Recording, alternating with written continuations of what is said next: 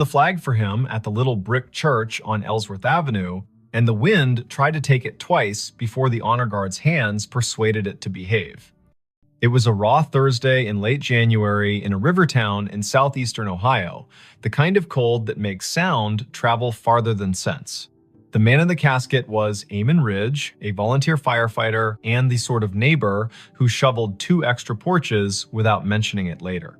The service ended at 4, the last handshake landed at 4:20, and by nightfall, the street had gone back to being only a street. At 9:13, Leora Penn took her seat at the county dispatch console, slid on her headset, and watched the board come alive. At 9:31, the line marked 911 flashed with a familiar number. His number, the man everyone had just buried. Before we begin, tell me, where are you listening from and what time is it there? Leora had fielded storms and barn fires, and wrong turns called in as kidnappings. She had coaxed calm from people whose words came like hail on a tin roof. She had heard the first breath of a baby through a phone held in shaky hands, and the last breath of a stranger who needed someone to hear it. She was 34, kept her hair short to keep the headset from snagging, and wore a gray cardigan because the room ran cold to keep the computers honest. Her desk held 2 photographs wedged into the bezel of the monitor. One showed a river in summer, green as a promise. The other showed Eamon and his daughter Cass standing in front of the station engine with that look people get when duty gives them a reason to grin. The year was 2022. The county had upgraded the system, and the board pulsed with the soft light of new money that still felt like a borrowed suit. Lines identified towers and cross streets. Repeat callers had little tags. When Eamon's number flashed, it wore the tag she had put on it a year ago, Station 4. Her stomach made a small, foolish turn. Her hand did not. She tapped the line open. 911. What is your emergency? Static, not empty. The kind of static that carries weather in its mouth. A faint hiss like tires on wet asphalt far away, then a click as if someone had covered the microphone with a thumb and lifted it again.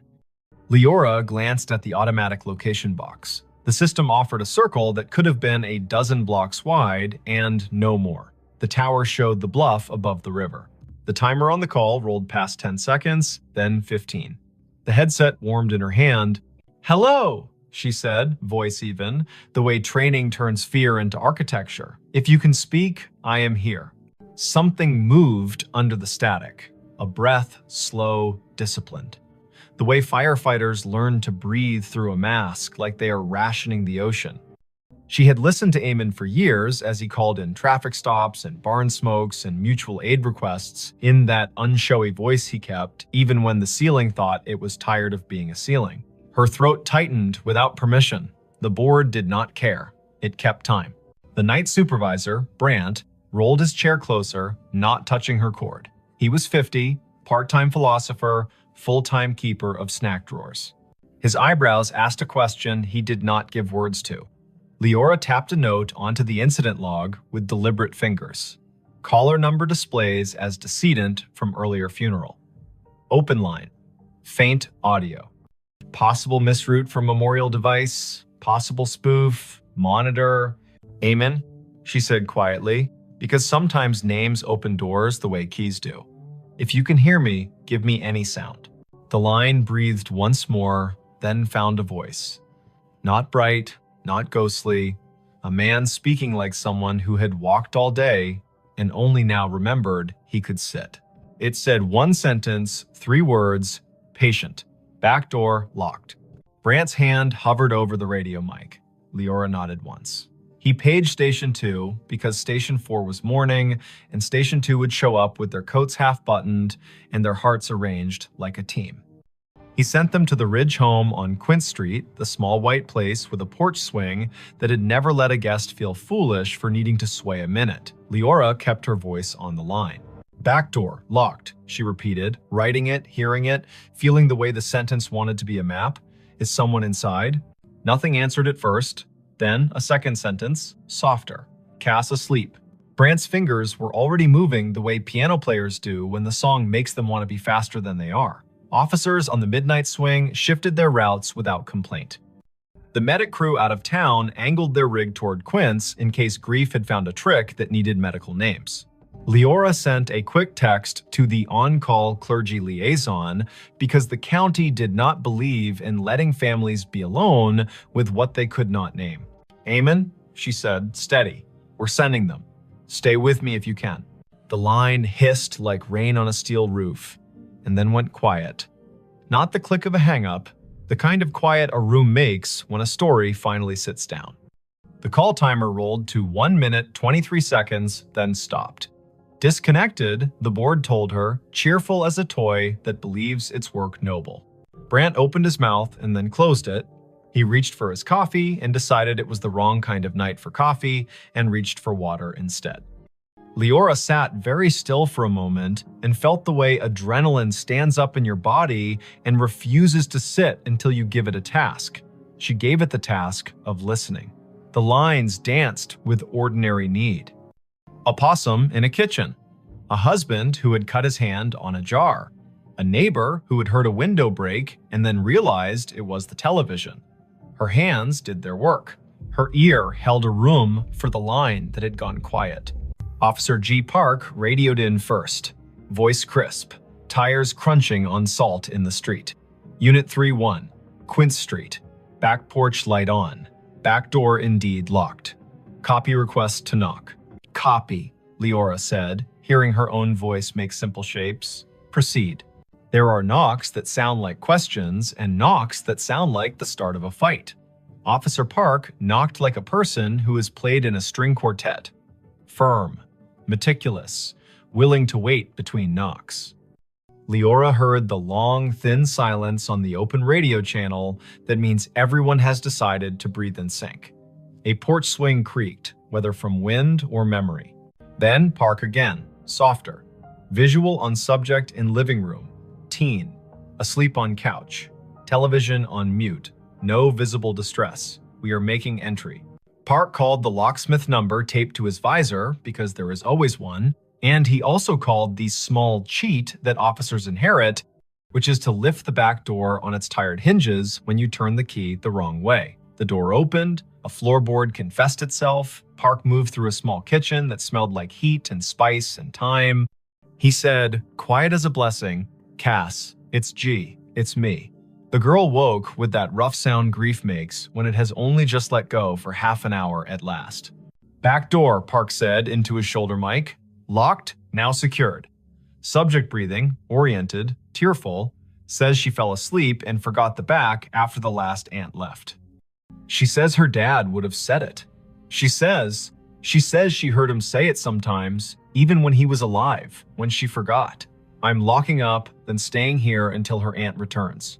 The call had been the little bridge a county makes when one house cannot manage all its doors alone. Leora typed. She logged, she breathed. She answered a call about a siren that would not stop on a fire alarm panel, which is a call that can ruin a night or return it to its usable shape. She told Brant she needed 30 seconds, stood up from her console, walked to the stainless sink by the break room door, and washed her hands as if she had been in a kitchen that required respect. At 10:48, the line lit again. Same number. The board did not know how to feel about that and chose its usual indifference. Leora took it. 911. A voice lives inside a headset after a while. The nerves learn routes, the body decides where to keep the sound. The phrase came through low and clear. Basement. Pilot light.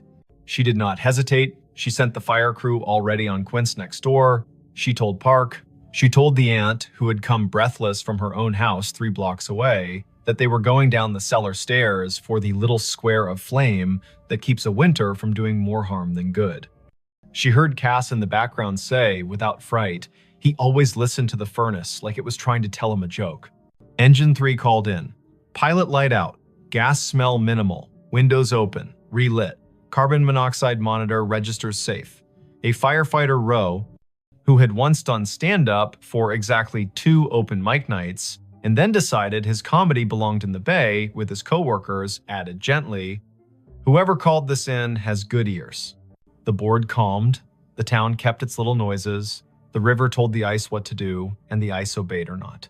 Leora's shift slid past midnight. At 1:19, she poured tea she did not want and drank it because warm things are a kind of law.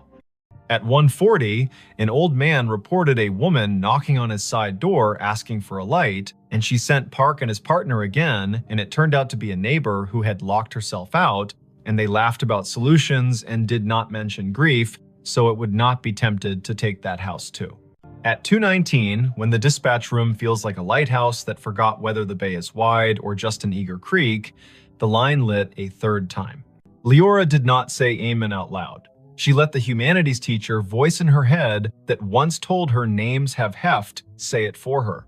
911. This time, the sentence was longer. Not elaborate, not difficult. The kind of sentence men say when they've spent their lives making tool lists. Check the pan on the back burner.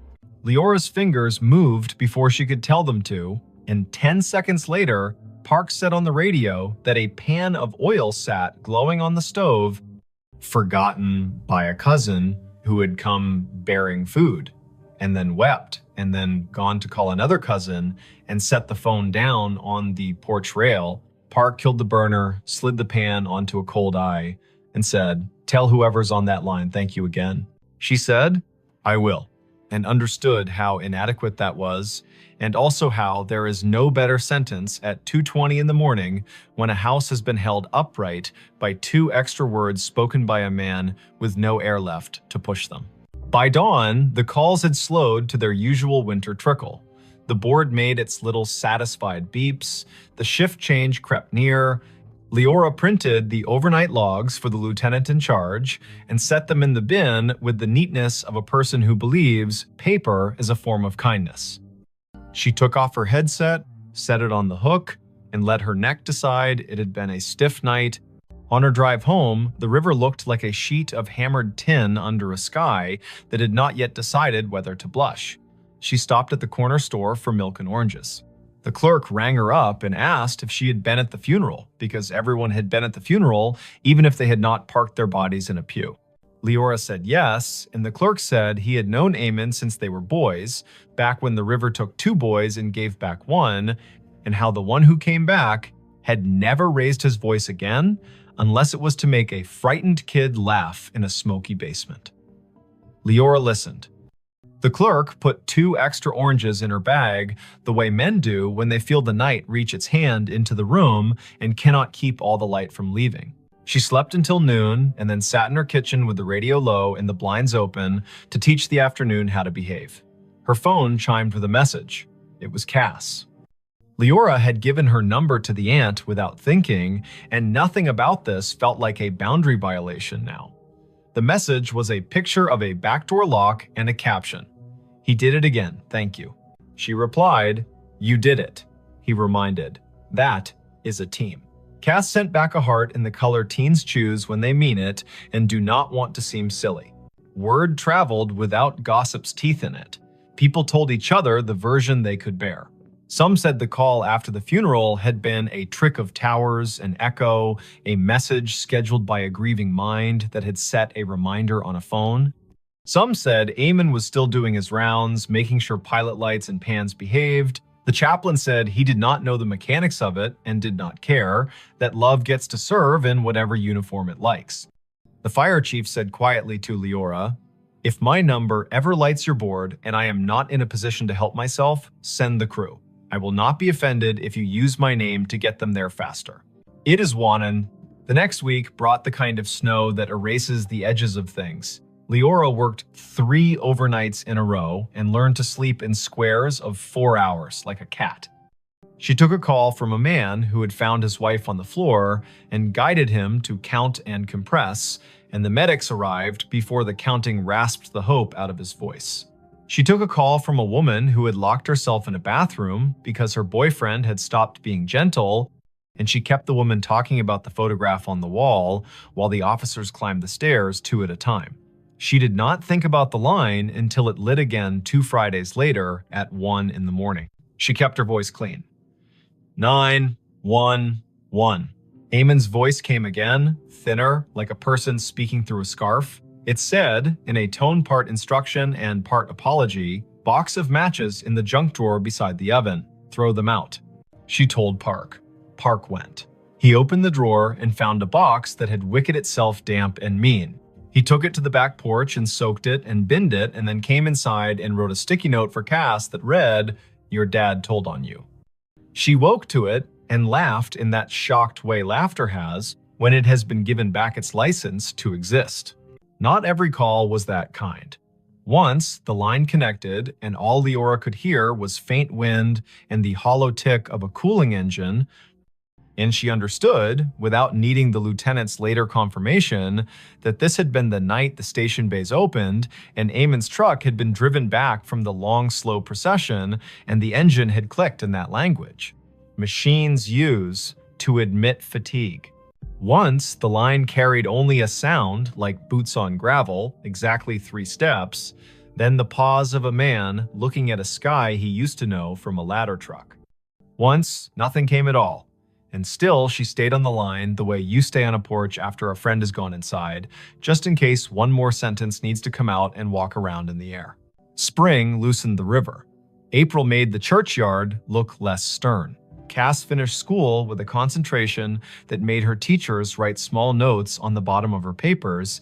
"You have turned into a person who trusts herself." Leora saw her at the station on an open house Saturday, and the girl hugged her the way nieces do their aunts without asking for the right to be related. They stood under the engine bay's great door and listened to the way small kids treat sirens like musical instruments when given permission. Cass said she sometimes still heard it, the way a voice comes into a room without needing to open the door. She said the voice had told her to bring in the porch rug before a thunderstorm that would have flung it across the block. She said the voice had told her to drink water before her stomach had the language to beg for it. "What do you think it is?" she asked, not demanding that it be a ghost or an algorithm. "I think you live in a county where people answer one another when called," Leora said. "I think sometimes lines open from one room to another because the rooms were built that way by love. I think if we say it out loud too many times, the day will get shy and pretend it never happened. And I think your dad trained his whole body to go when someone needed a sentence, and I do not know what training looks like later." Thanks for watching Allen's To Help Pray. Cass nodded as if she had been offered advice about lifting with her legs, not her back. She put her hands on the engine's bumper like a kid checking the pulse of a whale and whispered thanks in the dull shine where she thought it might carry.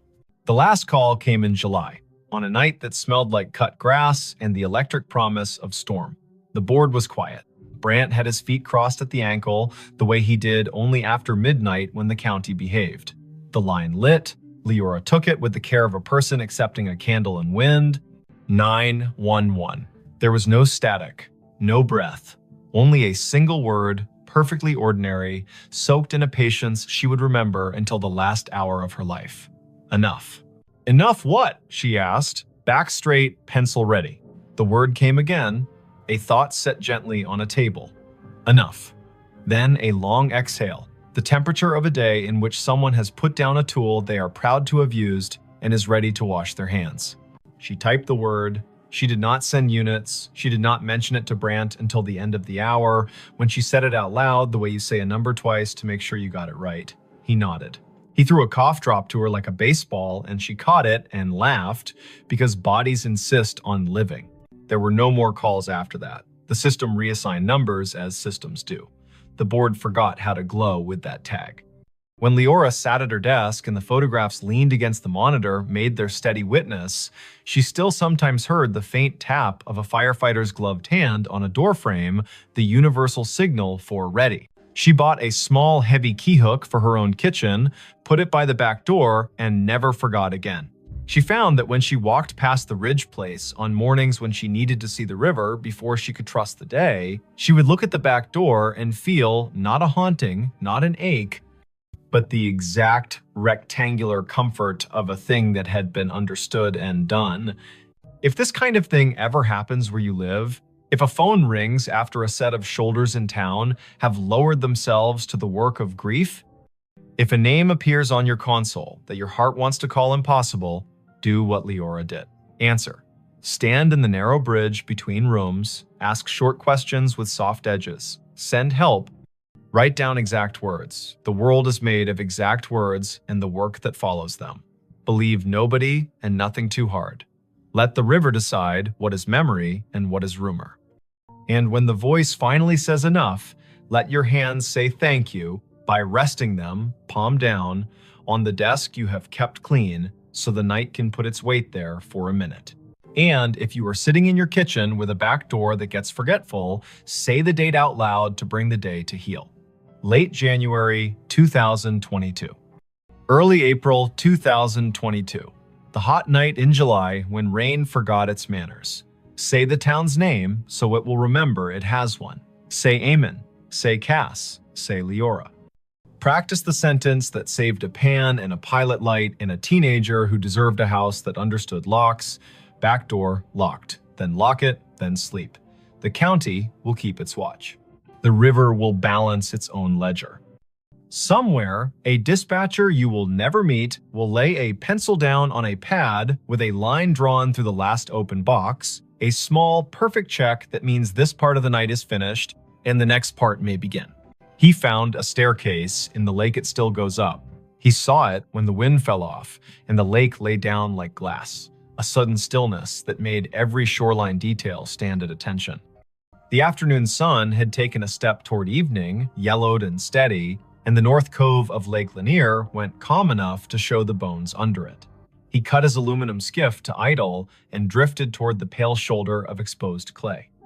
There, not random at all, a run of stone steps pushed up from green water and kept going into nothing the shore could explain, even and true, as if they still believed a front door was waiting at the top.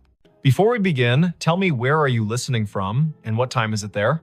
This was late September 2022, after a summer of stingy rain and long afternoons when the heat felt like it had signed a lease. The lake sat northeast of Atlanta, a blue map of drowned hills and red clay coves, and that year it had read its gauge and decided to show some of what history had asked it to forget. Foundations revealed themselves like old teeth. The ghostly lanes of a two-lane road slipped out of the murk and pointed nowhere. Between Bald Ridge and the mouth of 6 Mile Creek, a staircase announced itself and waited for a person with the right kind of attention to see it. Riven Kettering had that kind of attention. 38. A carpenter and part-time rescue diver who liked small engines and the honest work of making broken things carry weight again. He lived in a rental off Pilgrim Mill Road with a dog who had taught herself to sleep through sirens. He was not a romantic, not really. He was the kind of man who listened to what a hinge said when it wasn't being looked at. The lake had been a job and a solace for him since he moved down from the foothills of Tennessee a decade earlier, and on afternoons like this one, he took his old skiff out to idle over the drown. The staircase began 3 steps below the surface, pale rectangles set into the clay, then climbed above waterline, slick with algae, where yesterday had touched and left. 12 risers showed drop. They marched up the bank as if they had no intention of stopping, then continued past where stone ended, the air holding their measure with a confidence that made nothing in Riven's head feel quite steady. He nosed the skiff forward until its snub bow made a soft knock against the lowest dry riser. The hull and the stone talked for a second, low and hollow. He stood, keeping knees loose, eyes at a level where you can decide a thing without pretending it's not, pretending you first. The steps were fieldstone set into a poured bed, careful work from when hands were steadier because nothing had asked them to type yet.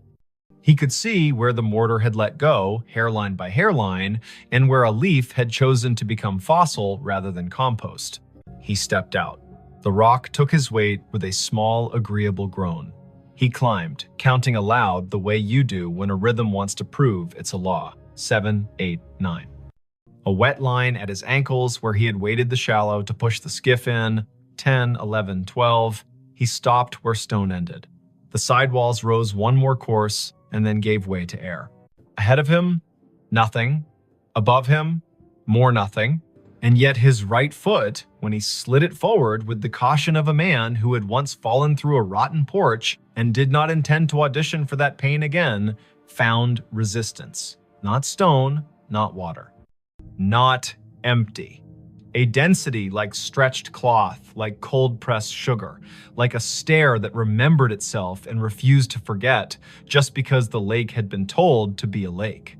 He drew his foot back, scalp prickling, breath in a pocket he didn't want to open too fast. He looked around to see if anyone else had been presented this joke. No one. In late September, a Tuesday can make a cove your private chapel. Far out, a pontoon boat moved like a floor with music on it. Closer in, a blue heron had made the stump of an old post into a claim. Riven set his palm above the end of the stone into the air where a banister would be if someone had finished the thought. He felt nothing until he pushed a hair past what he thought was safe. Then he felt a boundary, the exact height of a handrail in a code book he could recite. He smiled despite the way his heart had decided to pick up the tempo. Something here hadn't drowned entirely. Something here had decided to keep going up. He does not scare fast, Riven. He is a man who has gotten into dark water at night, kindly, and come back calmer for it. But he respects a place with a memory.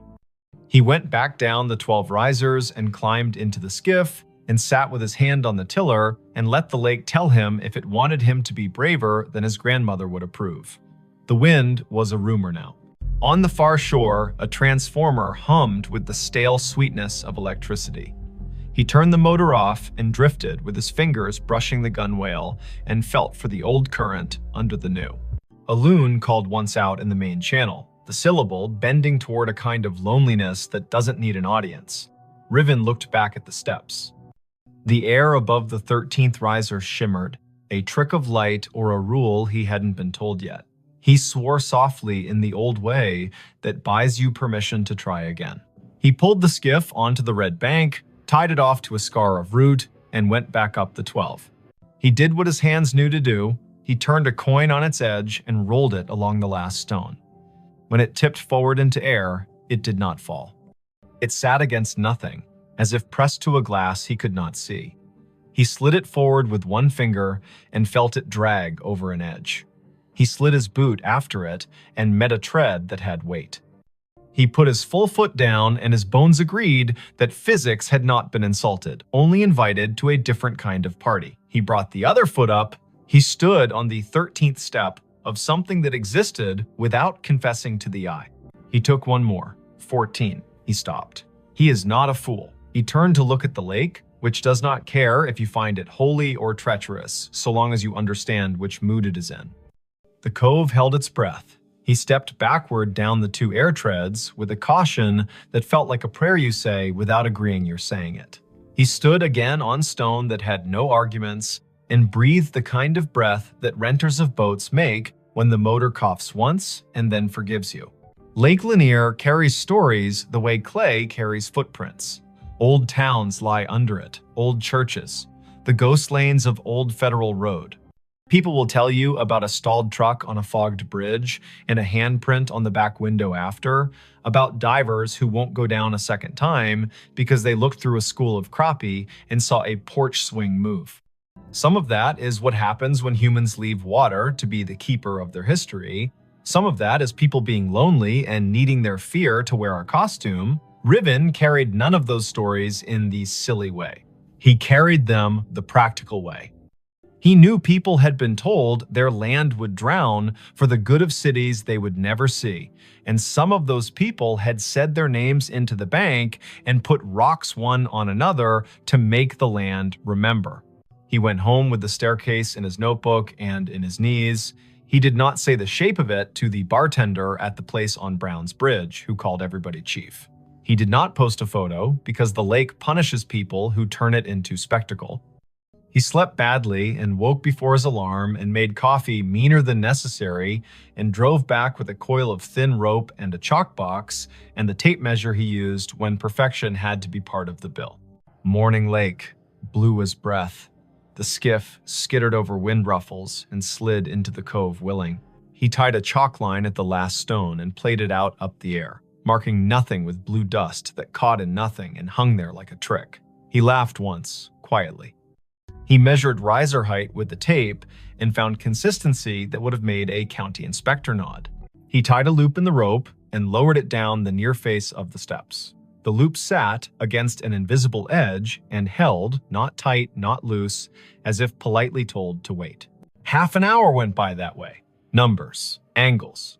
The carpenter in him building a drawing that would keep his fear inside its lines. When he finished, he sat with his back against the sidewall and let his head find the cool of stone that had learned shade. The world stepped closer. From somewhere he could not triangulate came a sound that reminded him of a bicycle bell rung just once. In politeness, he stood. The sound did not come again. He walked down the 12 and waited on the shoreline while the lake decided whether to ignore him or to grant him more. A woman called from the top of the red bank. Riven looked up. She was tall and rangy, mid-40s, wearing the kind of straw hat that makes a person look like they know how to move in weather. She carried a camera with a strap that had been repaired twice and a notebook bulging with the kind of paper that did not come out of printers.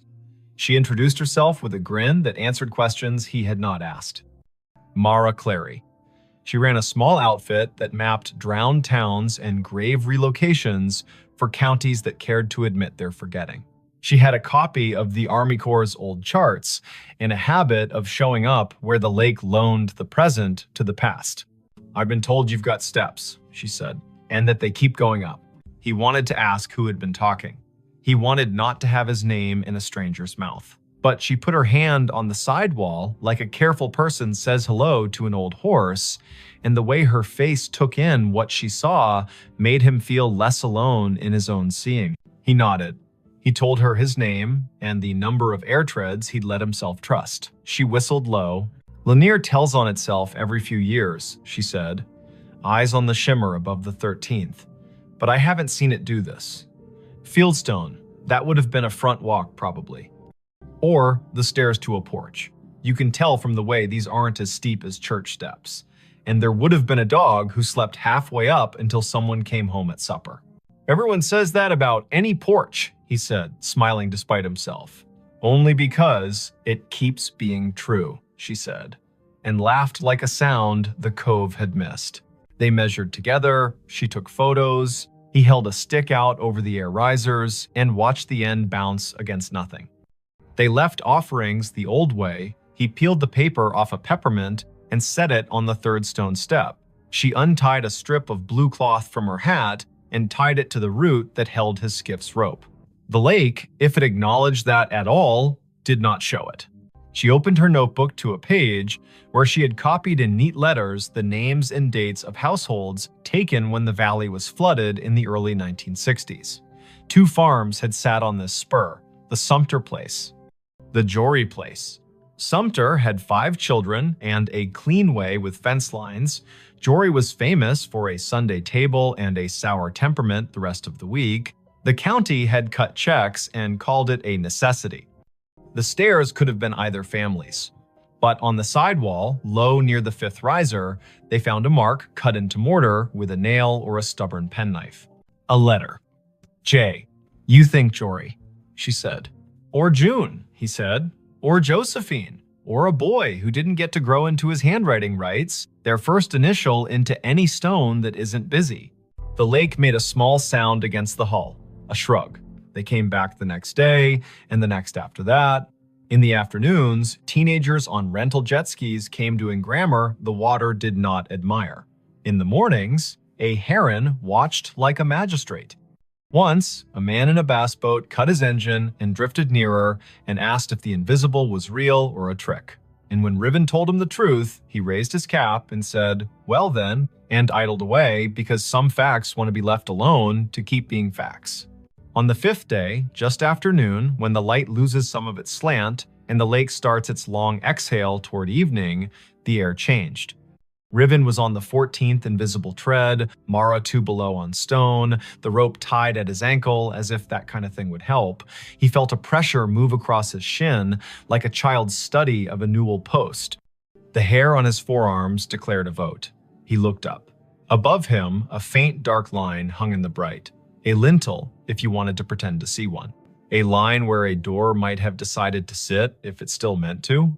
He lifted his hand slowly and let it hover. It met resistance at the height where a latch would be if people had followed the same measurements here as they did in town.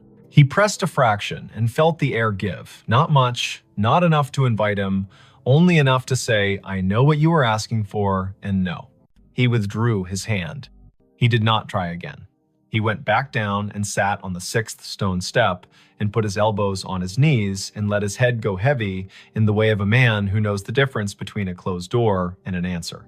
"Not today," Mara said, not unkindly. "Doesn't mean never." A storm ran around the rim of the lake that night and forgot how to come down. The next morning broke clean and noisy, with birds relieved to be right about the Sunday. When they returned to the steps, the peppermint was gone. The strip of cloth whispered against the root when the wind remembered it. On the 4th stone riser, a line had been drawn in the red dust by a finger that had not belonged to wind. 4 short lines, 1 long.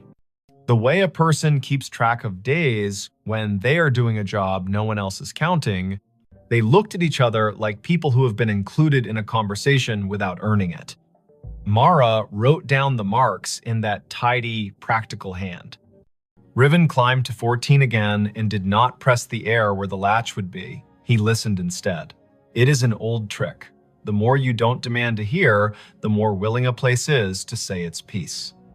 Somewhere above him, at the end of the invisible run, a sound came faint, almost an opinion. The scrape of a chair, foot against a wooden floor. Once, then a breath, remarkably ordinary, let out by someone who was done with a small effort and is pleased to have finished. He let his knees bend and went back down, step by careful step. The county put out a notice, polite as a church lady, asking people not to climb anything that felt like absence. A man from the Corps came by with a clipboard and a caution that did not include humor and told them to rope the place from the bank. They tied a line and left it slack enough to be ignored by whatever needed to come and go. Mara logged coordinates and photographs and the exact color of the lichens on the sidewall. Riven made a drawing of the steps that showed the air ones the way you show trust, with dotted lines and a note that says, "As found." Word spread anyway. It always does when to leave a thing alone would be the more complicated form of love. A grandmother came and watched from the shade and told her granddaughter a story about the summer her brother rode a bike into a field that is now part of the lake and fell and did not cry, because corn leaves will cut you if you give them. An audience. A man in a Braves cap stood for a long time with his hands in the back pockets of his jeans and didn't tell anyone why his eyes kept the gloss they kept. A boy clapped once and apologized, and then asked if the staircase sounded like anything, and when Riven told him about the scrape and the breath, the boy looked toward the place where a door might be and whispered, "Thank you," like a student to a teacher who has handed out permission slips to freedom. On a Wednesday morning in early October, the lake rose 2 inches. The first stone step went green again. The 12th stayed dry. Riven set his palm to the sidewall as he had begun to do without design and said the names of the months out loud as if they were a key. Mara arrived late, hair in a bandana printed with little cranes, a thermos in one hand and a sheet of onion skin paper in the other, the thin kind that takes pencil and lets the stone's texture come up through. She rubbed the J, the nail-cut letter, and the tally marks. When she lifted the paper, the letter and the lines looked like a message written by someone whose words had to be rationed. She tucked the rubbing into her notebook with a care Riven recognized as kin to prayer. By noon, clouds built into a boast. Mara packed her camera because electric things deserve not to be insulted by weather. Riven untied the rope at his ankle and coiled it with the absent-minded competence of someone who likes ropes for the way they make order out of risk. The air above the 14th step felt different. Cooler, somehow. Denser. He looked up and wanted more than he would have admitted the week before to see something acknowledge him. Not a face, not a figure, an idea. The lake refused. It kept to its rights. Before the storm broke, a small group arrived in silence. Not tourists, not thrill seekers. People in good shoes that did not belong to docks. A woman in a navy blazer. A man whose tie had been loosened by degrees and had stopped at 3. An older woman with a cane that looked like it had been carved by someone who understood trees better than money.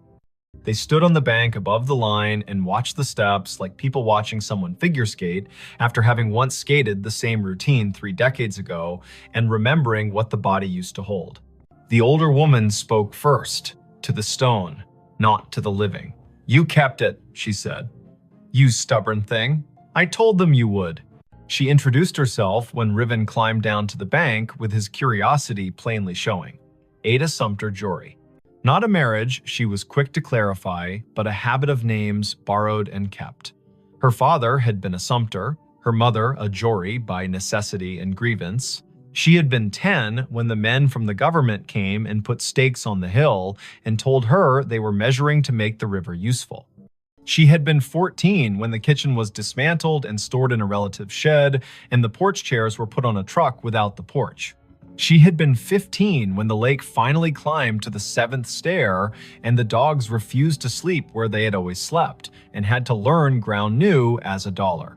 "My granddaddy set those stones," she said, chin lifting toward the steps. He knew the grade by eye. House stood there. She pointed at the air, ran long that way. Kitchen at the back, where mornings were honest. Stairs to the sleeping rooms tucked in right of the door. He told me we build stairs for coming and going and for waiting. That last part is where the world gets the math wrong. She cleared her throat once, a small thing that meant a larger thing had moved through it. "My brother wrote his letter J in the mortar before it set," she said, and smiled fully for the first time. He was 5 and mad because he had not been allowed to carry a stone and needed to have done something the porch would remember. They watched the lake together as it considered which forenoon belonged to which afternoon. Mara showed Ada the rubbing, and Ada put her palm on the paper like a hand over a baby's sleeping flank. "He stayed mean," she said of Jory, but without any real heat. But he loved that stare. Sat halfway up when he had nothing to do and the weather had nothing to argue about. Played that little bell you keep hearing because he liked the neatness of a sound that stops when you take your finger off it.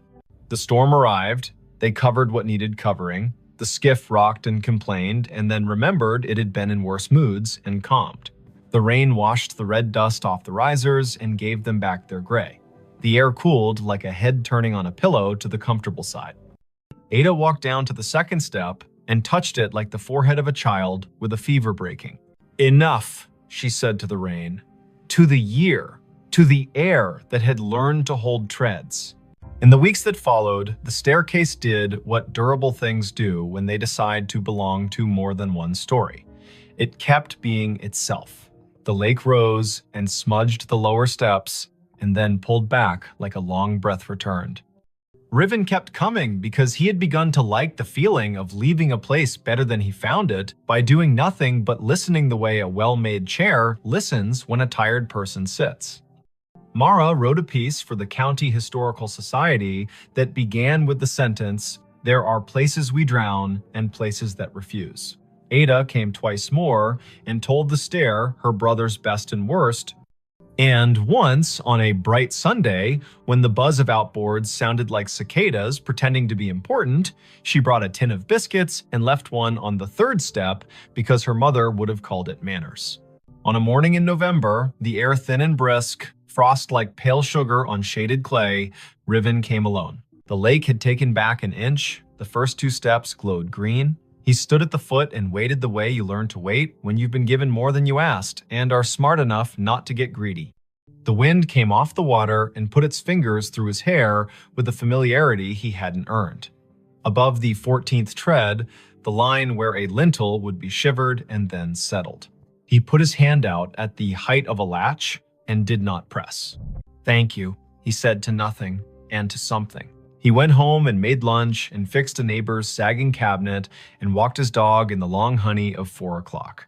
He slept that night without the lake climbing the stairs of his thoughts. He dreamed he was sanding a handrail he could not see and woke with the particular ache in his forearm that tells a man he did a good day's work in the world that matters and the one that does not need him but lets him in anyway. If you go out to Lake Lanier on a fall day after a long dry, when the wind has the courtesy to lie down and let the surface polish itself, you can find the cove if you know who to ask and you promise out loud not to bring a ladder. The staircase will be there, stepping up from water into air with the patience of a body that has learned not to argue with time. You can put your boot on the 12th stone and your breath on your rib cage and decide if you will push your foot forward into the space where the 13th waits. If you do, it will hold.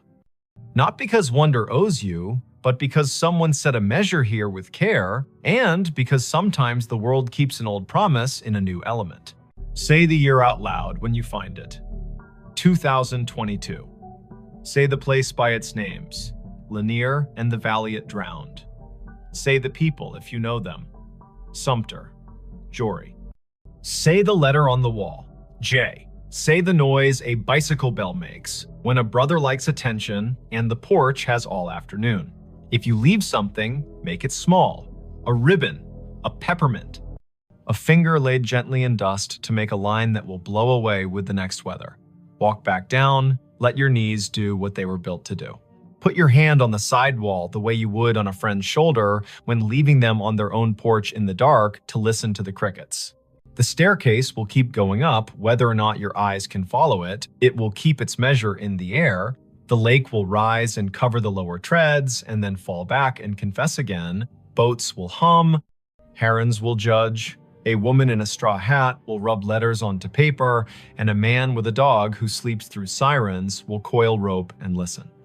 And somewhere under the calm skin of the cove, where red clay holds onto everything it can hold, a front door you cannot see will stay shut and not unkindly, practicing the hardest kind of hospitality there is, offering you a way to ascend and a way to wait, and trusting you to know which one belongs to you today.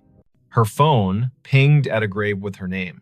The notification bloomed on her screen the moment her shoes left the gravel and slid onto the soft path between moss-dark stones. A small bell chime, bright as glass. A banner at the top. You have arrived, Eden E. Hale. The words sat there as calmly as a weather app, as if the city had decided to label her the way it labels a bridge or a square. The place was Bonaventure Cemetery in Savannah, Georgia. Spanish moss hung in long, steady sentences from the live oaks. The river kept its secrets behind the bluff and breathed like a sleeping room. It was late afternoon on a Sunday in early November, the air cool enough to make her wish for sleeves and warm enough to forgive her for forgetting them. Before we begin, tell me, where are you listening from and what time is it there? Her name was Idoni Hale, 28. She worked in visitor services at a small maritime museum upriver, the kind of job that made her memorize the angles of ships and the dates when storms came ashore. She liked fonts and quiet, and the sound salt makes drying on stone. She was visiting Bonaventure because her friend Anson had flown in from Minneapolis for a long weekend, and the two of them liked places that let you feel your breath in your mouth. The year was 2021. Phones knew where you were within decent intimacy. Some headstones wore small plaques with codes that asked to be scanned and promised a story. They had parked on Bonaventure Road under an oak that had learned to be older than most houses. The sky was simple, a clean coin of light. The volunteer at the office had given them a paper map and a soft-voiced list of locations worth the walk if you wanted your day to hold. Look for the little angels facing east. Find the section where the camellias keep blooming against instruction. There's a family plot that feels like a room you shouldn't step into without knocking. No one mentioned a notification. Idoni stared at her phone. The banner did not give a location like Section F or Plot 31. It was the same tag her calendar used when she arrived at work or home. You have arrived, Idoni Hale. As if she were a place. As if the grave were her. Anson leaned toward the screen and squinted. He was tall and light-footed, a teacher of high school literature who carried poems in his pockets like receipts. He read the banner and then her face and made a small arranging motion with his hands, the way he does when he wants to place humor where fright is trying to sit. That's a bug, he said, not unkindly. Or a geofence you made and forgot. Did you tell your phone to remind you to be yourself today?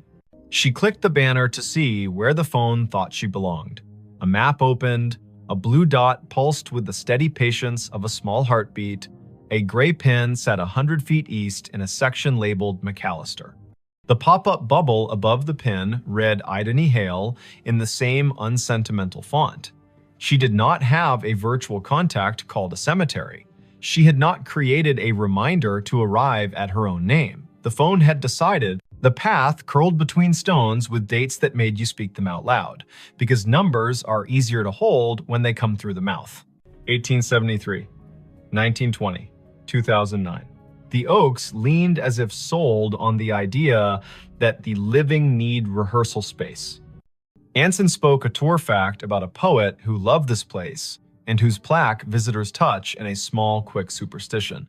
Idoni nodded because liking facts is a way of staying steady. Her pocket shook again.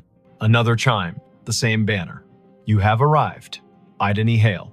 She breathed the way the yoga teacher on the internet tells you to. In through a count of 4, hold for 4, out for 6. They followed the path east until the bluff opened its shoulder and let the wind test their sleeves. The section ahead was a little higher, a little more sure of itself. A plot enclosed by low stone, dressed in ivy, sat beneath a live oak that looked like a table that had decided to grow legs. In the center stood a headstone gray as rain, taller than Idoni's shoulder. The name at the top held Ideni Hale. She stopped. You might have stopped too. Her name was not common. Her mother had found it in a book of Old English names and liked the way it sounded like a promise made under a tree.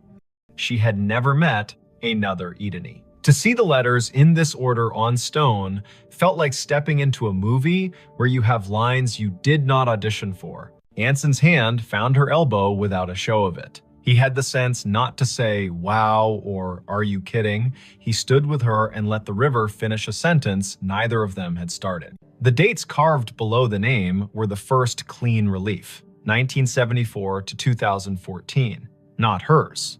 A woman 2 decades older, gone 7 years now. Under the dates, a line that read as Keeper of the Keys. The stone carried a small oval of glazed photo, a face with hair tucked back, eyes steady, a glint of a keyring at the edge of the frame. The oval was rubbed to a shine from fingers, the way love polishes small things while refusing to say it is love. On the right-hand corner of the stone, someone had bolted one of the new plaques with its little square of patterns. Scan to learn more. People who love story cannot resist a square that holds one.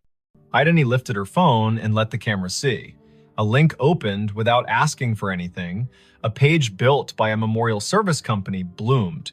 At the top, the name again. Below, a small biography. A life lived with habits, upright and kind. A childhood in Chatham County. A long run as cemetery sexton. The last line read in a voice that felt like a woman sitting on a step with a mug and a warning and a grin. If you need something, tell the ground. It will tell me. While she read, the phone hummed again. Not a banner this time. A little circle pulsing at the top of the screen, the way maps announce a place with enthusiasm. The circle flashed once, then settled. Ideni swiped down to see the source, a calendar reminder with no category. White, titled simply, Arrived. Location, here. She had not written that. The phone, perhaps, had decided the day needed a label, or the small plaque had more to it than the page admitted. Anson said the woman in the photo had librarian eyes. He meant that as a compliment. He pointed at the keyring. He said his grandmother had been a keeper of the keys at a church in North Dakota, and those women know where every grief sits at every hour, the way a night janitor knows which chairs spit gum and which ones sigh. They stood a while. People walked past in respectful silence, guided by a docent's voice that held just enough theater to keep 15 people from wandering into their own daydreams. Spanish moss moved like thought repeating itself. A flake of light rose off the river and fell back as if it had changed its mind about being air. It would have been a good story already finding your own name on stone, a phone that had the audacity to tell you you had arrived, but something else decided to be true. A little tone sounded from the phone, the way sounds do when an app you forgot you had decides to help. It was the noise her AirDrop made when someone nearby wanted to share a photo at inopportune moments. The screen shifted to a dialogue. A file offered to send itself to her. The sender name was a string of letters and numbers that meant nothing. The file name read Keys. Anson leaned in and made his face calm. "Decline," he said gently, "because strangers in public places with quick hands make tricks, and both of them work in museums and have seen every version of the human habit of testing boundaries." She hovered. Decline would be wise. Accept would be a dare. She pressed accept because sometimes you let stories finish what they start.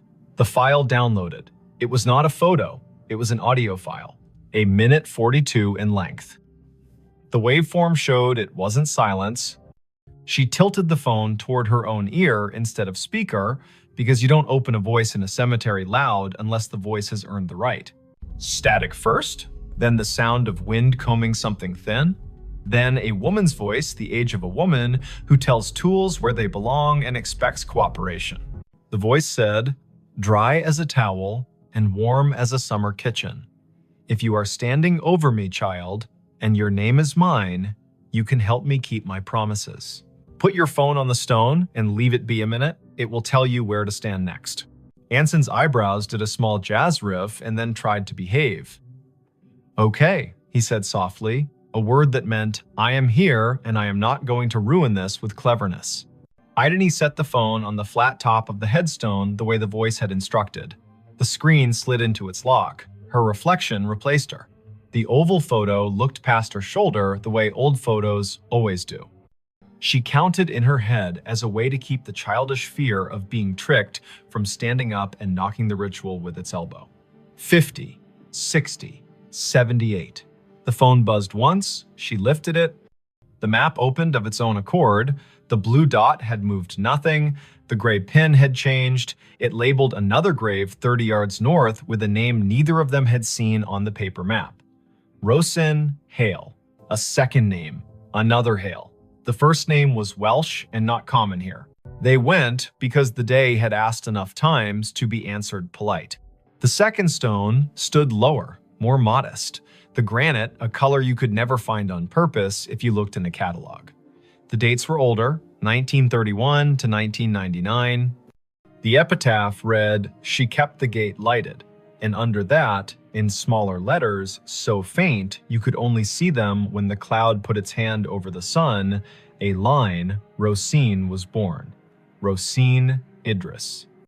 She married into Hale and stayed. Tell my niece if she comes through here that I see her when I count keys. I am not anybody's niece, Idini said aloud, and then took a breath because she heard the defensiveness squirreled underneath. I mean, not hers. You might be more people's niece than you know, Anson said gently, a man who had grown up with uncles who weren't uncles and yet were more family than the kind that wears your face. They stood while the wind added a signature to the bottom of the page of the day. The river put its shoulder against the bank and leaned. The phone did not ping again for a while. A cardinal went from one branch to another with the purposeful speed of a person who knows where the parts are stored. A group of teenagers trailed an auntie through the lanes, popping gum in a respectful way, which is a regional miracle. Idony looked up Rosin on the cemetery's database because when your heart gets odd, facts make a braid to hold on to. The database was one of those volunteer-built websites that carry the tone of a potluck where everyone brings a dish so exact it shames you for choosing salad. Rosin's entry was thorough.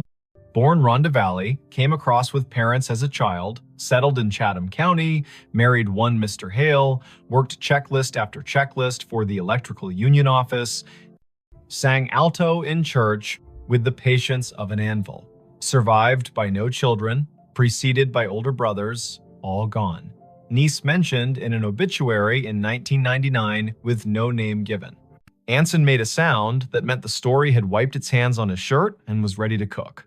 The phone chimed once more, now with the tone her museum app uses when a beacon in an exhibit hands you a fact. She had turned beacons off last month because being interrupted by history while in history felt a bit like a stage whisper in a quiet theater. She had not turned beacons back on. The screen read, "A note is waiting." A map pinpointed the little brick building the cemetery uses as a workshop for the grounds crew. A path drew itself in blue between the Hales and the shop, like a string in a child's game. They went, Because keys that ask to be found deserve not to rust, the door to the shop was propped with a cinder block the way doors are propped everywhere when the weather learns to be useful. A radio played a station that chose old soul and occasional baseball score updates. No one was at the counter. A bell stood there anyway, the kind that rings a sound like a glass penny. Anson rang it because he likes participating in obvious rituals. A man in his 50s with a badge that read August came in from the back, wiping his hands on a rag that had earned its keep. "You folks need a map?" he asked, then took a longer look at their faces and revised. "Or a minute." "We were by the hailstones," Idony said, and watched the way a man looks when a rhyme finds his ear and tells him it cares. August nodded. "Course you were," he said. "I keep an envelope for that family. Been waiting on who it's waiting on." He reached under the counter, where drawers have learned to hold what should not be lost, and brought up a large yellow envelope with a blue paperclip that had rusted a little by choosing weather. The envelope had 3 words on the front in tidy block letters. For the next Idony, heat went across her face like an honest light. August saw it and stilled. He handed her the envelope the way people hand one another babies, meaning well and moving slow. She opened it with her thumb. Inside, 3 items. A small brass key, old, not ornate, with teeth filed like a decision. A folded sheet torn from a spiral notebook, edges soft with years. And a wallet-sized photo of a woman in a blue work shirt with a name patch and a grin you could feel on your back like afternoon Sunday. The patch read, "Idony." The face belonged to the woman on the first stone. The note was written in blue ballpoint in a hand that pressed harder than paper deserves. It read, "Simple. For the next Idony in this county who can hear me the way a key hears a lock. My niece is out there." She won't say yes to the word niece because words are stubborn. She'll need to open the box in the old mausoleum we keep for tools and favors. The key is for the small door on the left. Lift on the latch while you turn. The box has what belongs to her and me and her grandmother. If she is standing at my stone with a phone, she will know that I know. Don't bring a crowd. Bring one friend who reads instructions with his eyes. Leave the key when you are done. We can count without hands here. "I'm not someone's niece," she said again, and heard how the sentence grew less certain with practice. Her mother's family tree began and ended in a different state. A line of women who told polite lies to spare one another the sharp edges and did their grief in broom closets. Her father had not survived long enough to name distant relations. He had left behind a bent screwdriver and a smell that her body still could find when a day asked. Anson's hand found the counter in a quick pat, like checking for keys as you leave the house. "You don't have to be a niece to be the person meant to do a thing," he said. "But also you might, and it might not matter how that happened." August tapped the counter twice, a habit that sounded like a yes. "The small left door," he said. "People never see it. Take the path behind the office and go right at the angel with the missing hand. The mausoleum is the little brick one that looks polite. The left door sticks the way a lie sticks to a room. Do what the note said, lift and turn." They went back into the light. The blue string on the map did not bother now to draw. The path knew their feet. The angel with the missing hand stood where the volunteer had said, "Angels stand, face east," blank expression that suggested she had witnessed every century and found nothing quite bad enough to frown at yet.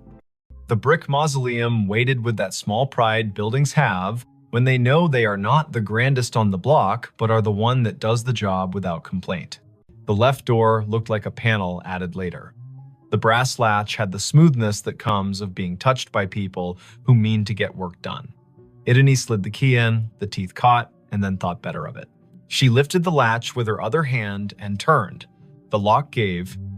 The door opened 6 inches and stopped, ticked by a